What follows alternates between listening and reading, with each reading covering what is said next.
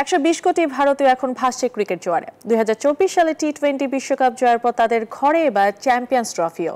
দেশে ফেরার পরে বিমানবন্দরে টিম ইন্ডিয়াকে বরণ করে নিয়েছে সে দেশের মানুষেরা। লোকে লোকারণ্য ছিল বিমানবন্দর। এদিকে স্বাগতিক হয়েও ফাইনালে পুরস্কার মঞ্চে কোনো পাকিস্তানের প্রতিনিধি না থাকার কারণ ব্যাখ্যা করেছে আইসিসি। দুবাইয়ে ফাইনালে নেমেছিল আকাশে নীলরা। ম্যাচ জয়ের পর আতশবাজি ঝলকানি, সঙ্গে ভারতীয়দের বাঁধ ভাঙা উচ্ছ্বাস। এ যেন মরুর বুকে এক টুকরো ভারত। ট্রফি নিয়ে রোহিত বিরাটরা দেশে ফিরতেই হুমড়ি খেয়ে পড়ে গণমাধ্যম থেকে শুরু করে সাধারণ দর্শকরা। সবার আগে বের হন রোহিত শর্মা, এরপর এক এক করে বের হন হার্দিক, বরুণ, শুভমান গিলরাও।